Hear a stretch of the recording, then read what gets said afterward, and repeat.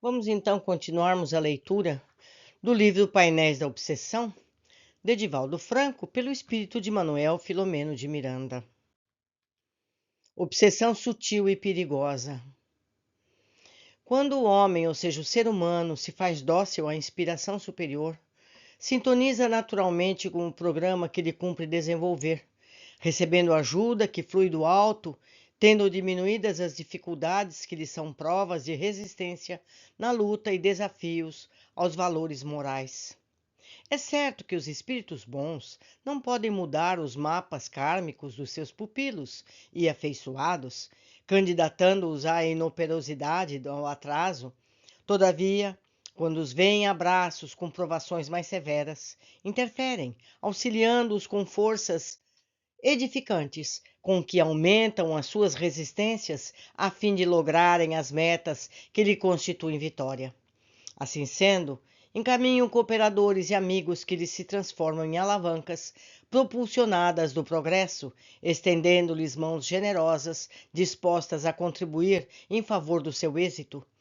Da mesma forma que as interferências perniciosas neles encontram ressonância em face às afinidades existências com as paixões inferiores que lhes caracterizem o estado evolutivo, tão logo mudem de objetivos, aspirem aos ideais de enobrecimento e ajam de acordo com a ética do bem.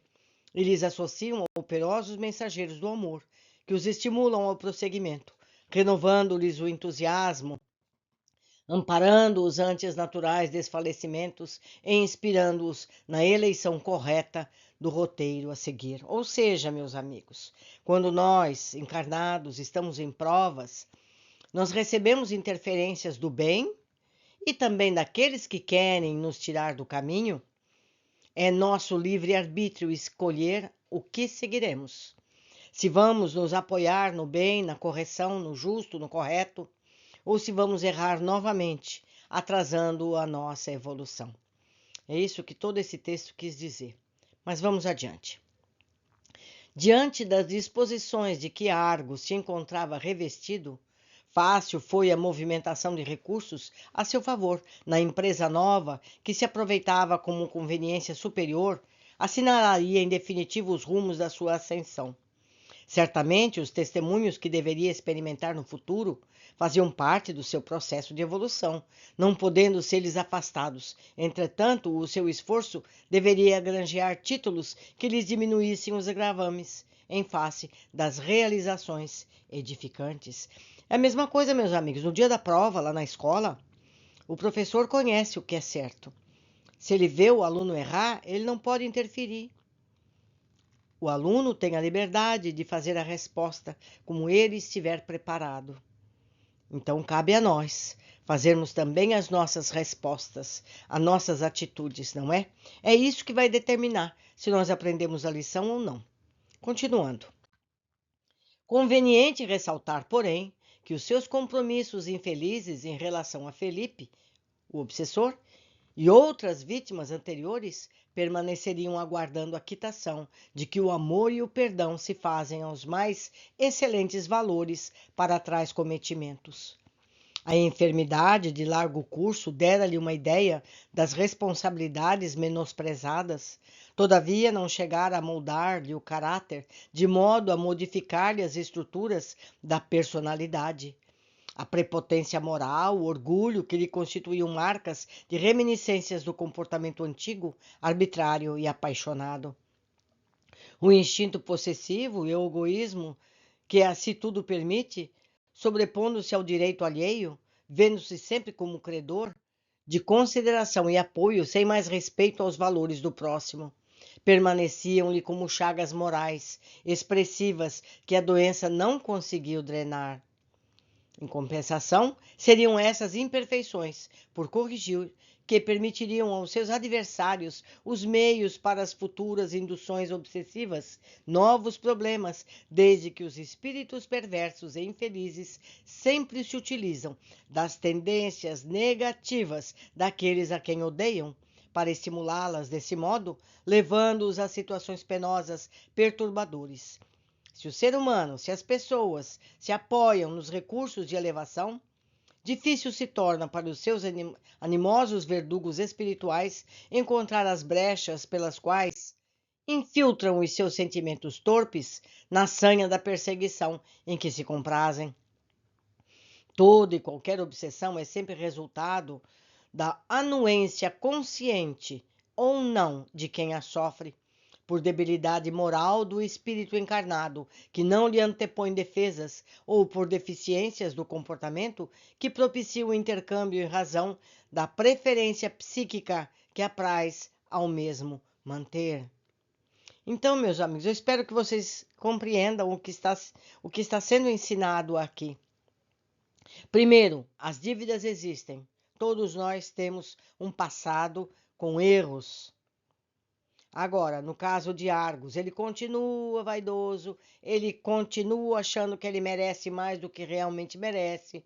E essas brechas dão oportunidade a Felipe, ao obsessor, entranhar no comportamento dele e, mais uma vez, em palavras vulgares, passar-lhe a perna. Mas vamos continuar, vamos ver se o Argos vai ter forças para suportar. Vamos lá. A comunidade onde Argos e Áurea se alojaram era o campo abençoado para a sua redenção, ao mesmo tempo podendo auxiliar outros náufragos espirituais a encontrarem um porto de segurança. Quando alguém se candidata a uma ação meritória, nunca deve esperar dos outros os exemplos de virtudes, nem as lições de elevação continuada, mas examinar as próprias disposições para verificar o que tem, o que pode dispor em nome de Jesus para oferecer. Mediante esse comportamento, não verá nos outros os deveres a serem sempre bons e otimistas, missionários da renúncia e da santificação. Todavia, irmãos talvez mais experientes e dedicados, com as mesmas possibilidades de erros e fraquezas, requerendo em silêncio, apoio e tolerância. A simples candidatura ao bem não torna bom o indivíduo, tanto quanto a incursão do compromisso da fé a ninguém de imediato faz renovado. O burilamento das imperfeições morais, através do esforço continuado, é trabalho de largo tempo, merecendo respeito não somente os triunfadores, quanto aqueles que persistem e agem sem descanso, mesmo quando não colimam prontamente os resultados felizes. Nas experiências de elevação, entre outros impedimentos que surgem, a rotina dos acontecimentos é teste grave a ser superado. Enquanto as realizações se apresentam novas, há motivações e entusiasmos para realizá-los. Depois, à medida que se fazem repetitivas, com as mesmas manifestações, tendem a cansar, diminuindo o ardor dos candidatos à operosidade, levando-os à saturação, à desistência. Ocorre que não se podem inovar métodos para os mesmos problemas a cada dia, nem modificar a paisagem aflitiva dos necessitados, diversificando-lhes os quadros de dor e sombra. Variando na aparência, suas causas matrizes são as mesmas que se enraizam no espírito endividado, aturdido ou atrasado em viagem expurgadora. Nesses momentos de cansaço, surgem as atenções do repouso exagerado, da acomodação, do tempo excessivo, sem a utilização correta, abrindo campo à censura indevida que medra à larga em forma de maledicência, que espelha azedume e reproche, destruindo qual praga infeliz as leiras onde a esperança semeia o amor e a ternura que deverão aflorescer como caridade e bênção. Muitas obras do bem não resistem a esse período, quando as intenções superiores cedem lugar ao enfado, à comodidade, que propiciam a invasão das forças destrutivas e a penetração dos vigilantes adversários da luz.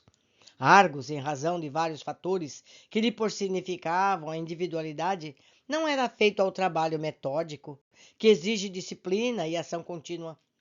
Após a recuperação orgânica, por deficiência compreensível, evitava qualquer esforço, justificando-se impossibilidade, o que era, de certo modo, fruto do largo repouso a que se submetera nos longos meses hospitalares. Tal comportamento favorecia-o com bastante tempo mental para aspirações levianas e observações negativas. À medida que os dias transcorriam, mais habitual e persistente se lhe tornava a conduta ociosa. Não sei não, acho que o Argos não vai vencer essa parada. Vamos descobrir juntos. Por sua vez, Áurea assumira um setor de socorro aos mais carentes, procurando crescer interiormente, ampliando os horizontes do entendimento pessoal em torno da vida e suas injunções que motivavam o crescimento para Deus. Candidatou-se a cursos de adestramento social para melhorar as aptidões da execução do trabalho, despertando a atenção dos companheiros de tarefa e granjeando simpatias. O esposo, ao invés de acompanhar-lhe a marcha, passou a agasalhar sentimentos inferiores que se intoxicava, a ponto de pouco a pouco tornando-se bom conselheiro e mau exemplo por falta de ação. Falante e acomodado, torpedeando o trabalho geral, sem dar-se conta, por quanto dissentia, da conduta dos ativos servidores, concitando-os a repousos mórbidos em detrimento da ação dignificante. Nesse comenos, passou a receber as excursões psíquicas de Felipe, que percebeu ser a melhor maneira de alcançar, gerando nele, pelo estímulo e encorajamento das suas más inclinações, um clima de antipatia pessoal que o inspiraria a querer desvincular-se da comunidade onde se encontrava protegido para uma área de movimentação na qual permaneceria a descoberto, porquanto mais fácil presa para a sujeição de sua vindita, ou seja, da sua vingança largamente programada e esperada. O fato de alguém encontrar-se num lugar de psicosfera superior não o torna indene dos propósitos malfazejos dos seus adversários espirituais. É certo que lhes dificulta a ação nefasta, todavia, não o coloca em situação privilegiada ou especial, o que representaria uma injustiça, ainda mais se tal pessoa não procura fazer por merecer o apoio que recebe, nem honra emocionalmente a clima psíquico de que desfruta. A Argos não faltavam demonstrações gentis da aventura afeiçoada, através de páginas de convite ao trabalho, a insistência na ação correta em face ao do bem a realizar. O médium Venceslau, percebendo a ocorrência sutil e perigosa, ora de forma jovial, às vezes outras com energia, conclamava o companheiro à luta, ao esforço intransferível, ao insistente trabalho, pondo-lhe mudança de serviço, variando-lhe a atividade, sem embargo, insistindo para que ele abandonasse o comportamento que o arrastava ao estado lamentável de fácil vítima de si mesmo. Tornaram-se baldados os esforços do amigo e as diretrizes dos benfeitores espirituais, que, embora insistam, a ninguém impõem normas de conduta nem rigidez de comportamento. Estimulando-lhe a inércia que jazia inata e a indiferença à dor e ao sacrifício alheios, Felipe se lhe foi insinuando na casa mental, insuflando-lhe maior dose de soberba e de egoísmo, terminando por assenhorear-lhe de grande parte do setor de discernimento, a ponto de se tornar ridículo ante os outros sem que o percebesse conscientemente. Que triste, não é, meus amigos?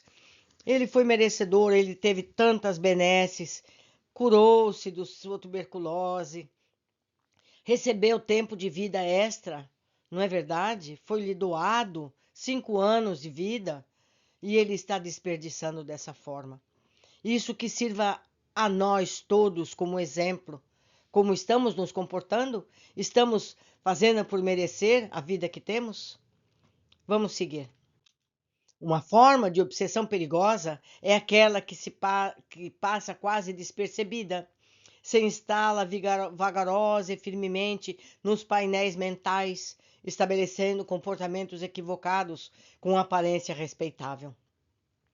Apresenta-se em pessoas que denotam grave postura, sabem conquistar outras pela facilidade de comunicação verbal, tornando-as afáveis e gentis, desde que não tenham os seus caprichos e interesses contrariados.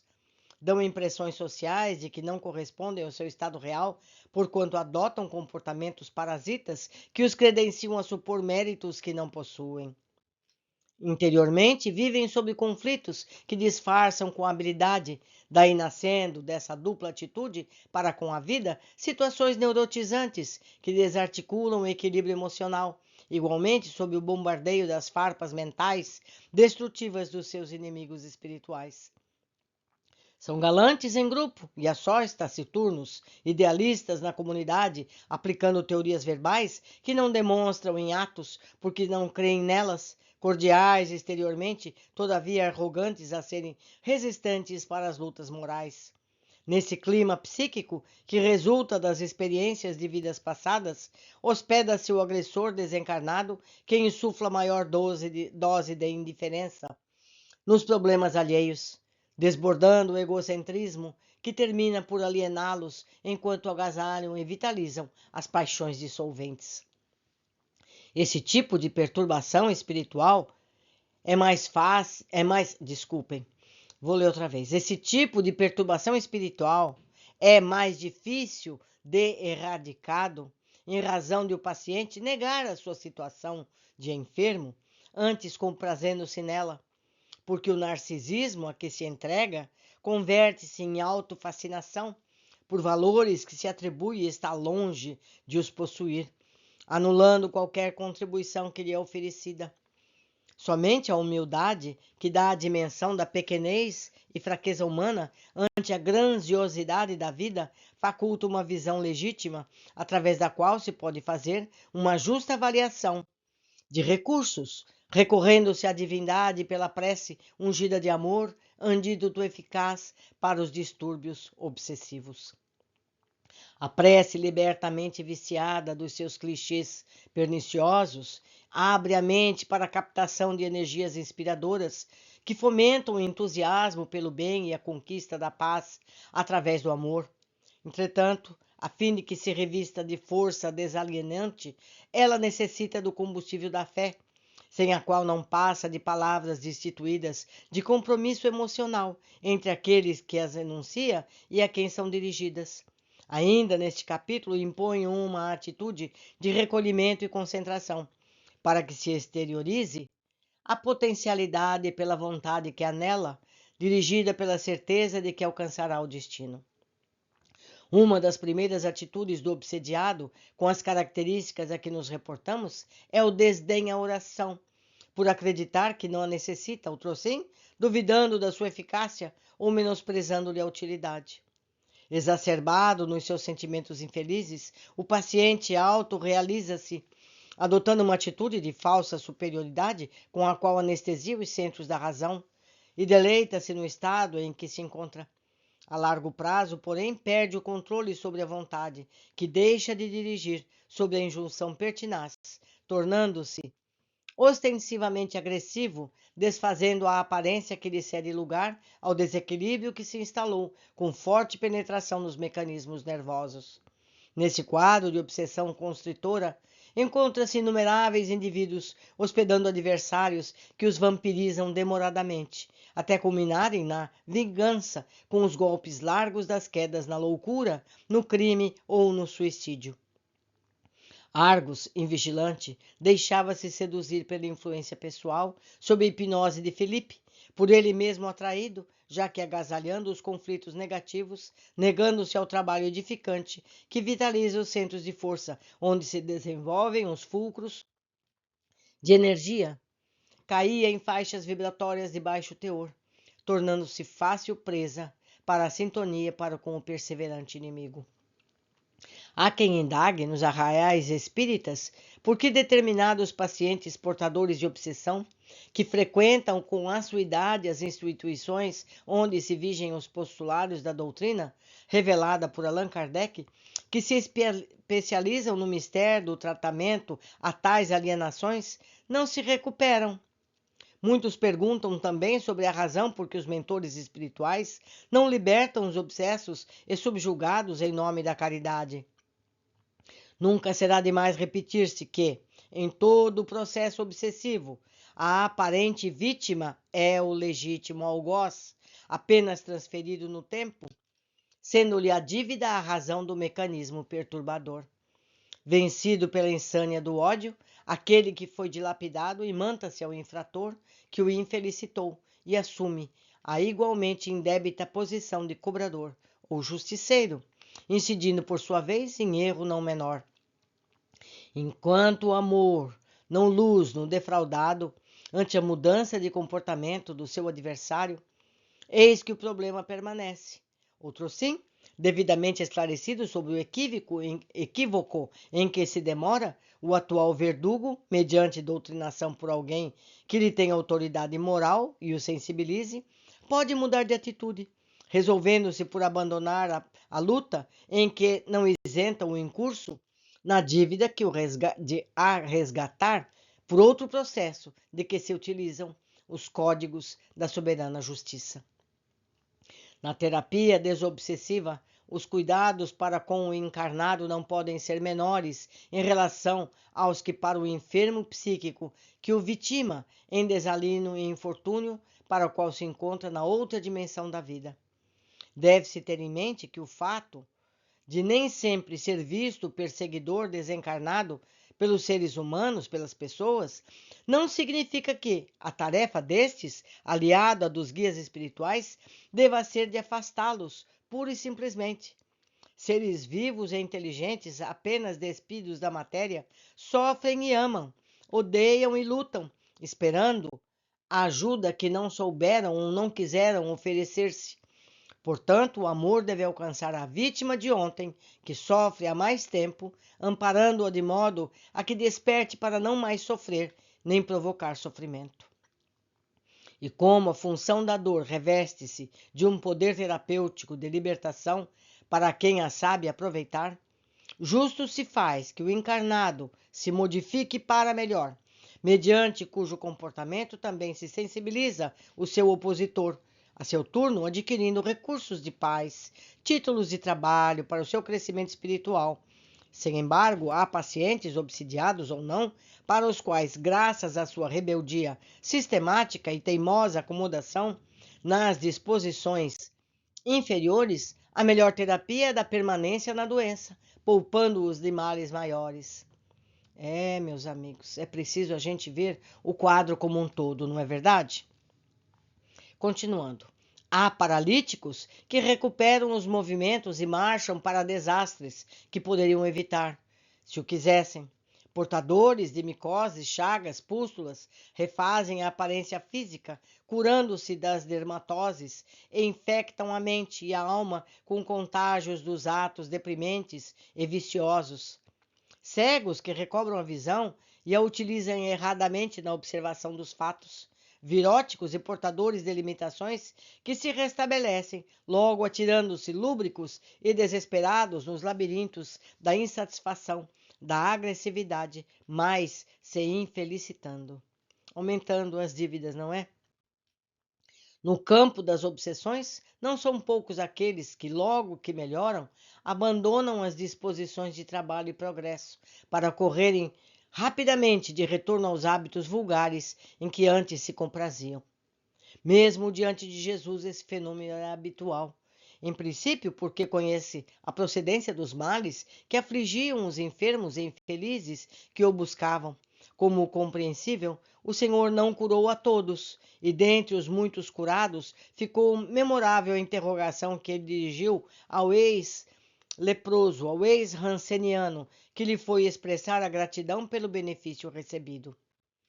Não foram 10 os curados, porque só veio este agradecer? Isso está em Lucas 17, versículo 17. É comum fazer-se compromisso íntimo de renovação e trabalho quando perdura a doença, negociando-se com Deus a saúde que se deseja pelo que se promete realizar. Como se a prática das virtudes do bem fosse útil ao Pai e não o dever de todos que nos beneficia e felicita. Logo passa a agudez do sofrimento e o tempo distancia a mente do ex-padecente do momento da enfermidade. A ilusão substitui a realidade. A volúpia do prazer estiola os desejos de servir e ele cai na indiferença quando não sucede ocorrerem males piores. Quanto àqueles que frequentam as instituições espíritas, portando obsessões e não se recuperam, merece que as tenha em mente o fato de que a visão do medicamento não propicia a saúde, senão a ingestão dele e a posterior dieta, conforme convém, ao lado de outros fatores que permitem o retorno do bem-estar. Demais, nem todos os males devem ser solucionados conforme a ótica de quem os padece, mas de acordo com os superiores programas que estabelecem o que é melhor para a criatura. A função do Espiritismo é essencialmente a de iluminação da consciência, com a consequente orientação do comportamento, armando o seu aprendiz com os recursos que o capacitem a vencer, superando as paixões selvagens e sublimando as tendências inferiores, mediante cujo procedimento se eleva. Na terapia desobsessiva, o contributo do enfermo, tão logo raciocine e entenda a assistência que lhe se ministra, é de vital importância, porquanto serão os seus pensamentos e atos que responderão pela sua transformação moral para melhor, com a real disposição e posterior ação para recuperar-se dos males praticados, ora beneficiando aqueles que lhe sofreram os prejuízos e por cuja regularização os mesmos se empenham, apesar dos métodos equivocados e escusos de que se utilizam. A evangelização do espírito desencarnado, ou seja, do que está obsessor, é de suma importância, mas igualmente é da criatura humana que se emaranhou na delinquência e ainda não se recuperou do delírio passado. Não raro, é mais fácil de colimarem resultados na terapia desobsessiva com os pacientes de mente obnubilada, ou seja, aqueles que estão mentalmente incapazes, do que com aqueles que raciocinam e não se dispõem à tarefa de mudança interior, da ação dignificante, afogados em dúvidas que cultivam e em disposições que lhes agradam. Na atualidade, grande número de pacientes portadores de alienação por obsessão transita por gabinetes de respeitáveis psiquiatras que lhes prescrevem drogas aditivas de que se encharcam, viciando a vontade, que perde os comandos e demorando-se abúlicos, ou seja, sem motivação. A medicação dada o deixa sem ação, sofrendo dependências e demorada erradicação. Sem o controle da vontade, que sofre a ação barbitúrica da droga e a perniciosa interferência da mente perturbadora, o enfermo tem dificuldade de lutar, utilizando-se dos recursos desobsessivos cujos efeitos dele dependem.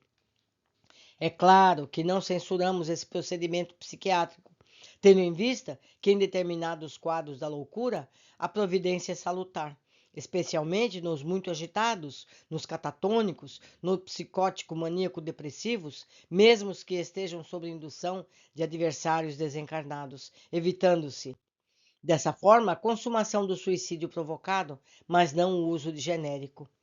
O futuro próximo contribuirá com critérios mais rigorosos e selecionados na aplicação de tais terapêuticas, especialmente quando o preconceito científico ceder lugar ao discernimento cultural que verá no paciente não apenas o soma, ou menos, não seja apenas o corpo, senão e principalmente o espírito, com seus equipamentos de perispírito e matéria. Felipe, ou seja, o obsessor, que se adestrara na técnica de vingança contra aqueles a quem odiava, nos tormentos a que se debatia, utilizou-se da fraqueza moral de Argos para estabelecer contato telepático e prosseguir na indução obsessiva, utilizando-se desse método sutil e perigoso pela estimulação das cargas negativas do comportamento, do seu desafeto, para promover-lhe um quadro complexo de distúrbios da emoção, a fim de dominá-lo depois. Era a astúcia do vingador lutando contra as reservas de forças do sitiado, que cedia, graças à negligência egoísta e presunçosa dele mesmo, de Argos. Meus amigos, esse capítulo foi muito longo, muito detalhado, muito profundo. Eu recomendaria que vocês buscassem o livro, seja em papel, adquirindo, seja em PDF, facilmente encontrado na rede. Se não encontrarem, escreva para mim, está aqui meu e-mail, nfeliz52@gmail.com. Eu mando para vocês com alegria, para que estudem, leiam e releiam, para bom entendimento dessa lição preciosa, porque todos nós podemos, a qualquer momento, estarmos sob o jugo de um obsessor, vítima de nós mesmos no passado. Por hoje ficamos aqui. Aguardo a todos na continuação do nosso estudo. Abraços!